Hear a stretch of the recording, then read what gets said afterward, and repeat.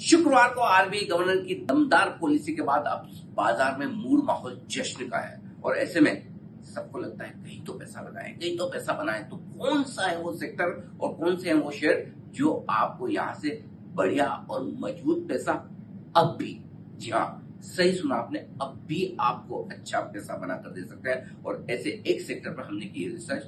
वैसे तो हम काफी लंबे समय से कह रहे हैं कि दरें घटेगी, वेल्थ बनेगी और ऐसे में जो सबसे मजबूत सेक्टर होगा वो होगा एनबीएफसी का। जी हाँ, फाइनेंस कंपनियां ये आपके लिए बड़ा पैसा देने के लिए तैयार है। क्यों? क्योंकि कुछ चीजें जो बदल रही है वो इनके लिए बहुत बेहतर है। पहली चीज, ब्याज दरों में जो कटौती हो रही है, अब इन्हें मिलेगा सस्ता लोन। इनका बिजनेस क्या है? बैंक से पैसा लेना उधार, किसी और को उधार देना।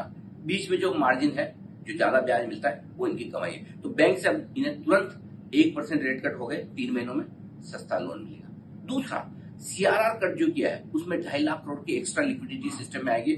तो बैंक पैसा भी ज्यादा था और ज्यादा, भाई आओ ले जाओ, देने को तैयार बैठे, राइट? लिक्विडिटी की कमी है। तीसरा, क्रेडिट ग्रोथ जो थोड़ी धीमी पड़ती हुई दिखी थी, चाहे पर्सनल लोन, होम लोन, थोड़े कार लोन्स वगैरह, बिजनेस के लोन्स जो है, अब वो क्रेडिट ग्रोथ इससे पिकअप होगी। सस्ती ब्याज दरों में हमेशा क्रेडिट ग्रोथ बढ़ जाती है। वैल्यूएशन इन कंपनियों के बहुत आकर्षक हो गए, ऊपर से गिरे हुए स्टॉक है तो सस्ते भी हो गए। और आखिरी बात, पहले जो इनसिक्योर लोन्स पे और एमएसएमई लोन्स पे जो थोड़ी सी अनाप शनाप क्रेडिट ग्रोथ आ रही थी, तो शक्तिकांता दास साहब ने तब इनको टाइट किया था।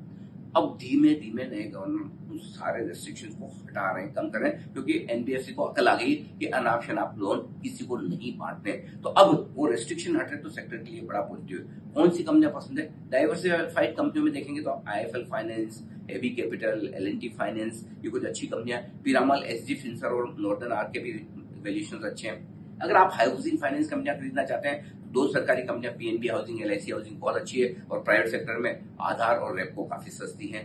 गोल्ड फाइनेंस कंपनियों में बताइए आपको, आईएफएल फाइनेंस और मनपुरम हमें बहुत पसंद है। मुथूट भी ठीक है, थोड़ा महंगा है बट ठीक है। इसके अलावा आप बड़ी कंपनियों में श्रीराम फाइनेंस और चोला फाइनेंस आप खरीद सकते हैं। लेकिन छोटी कंपनियां खरीदनी है तो इंडोस्टार और फ्यूजन माइक्रो, जहां पर प्रोमोटर प्राइवेट इक्विटी फंड है, अच्छी कंपनियां, ये आप खरीद सकते हैं। इनमें से कई सारी एनबीएफसी ऐसी होगी जो अगले 2-3 साल में दुगना से ज्यादा होने की ताकत रखती है। चूज योर स्टॉक, और लेकिन एनबीएफसी में रहिए ओवरवेट पैसा लगाकर मजबूती के साथ। मुझे बताइए कौन सी एनबीएफसी आपके पोर्टफोलियो में है, या कौन सा आप खरीदना चाहते हैं, या कौन सी आपको सबसे ज्यादा पसंद है?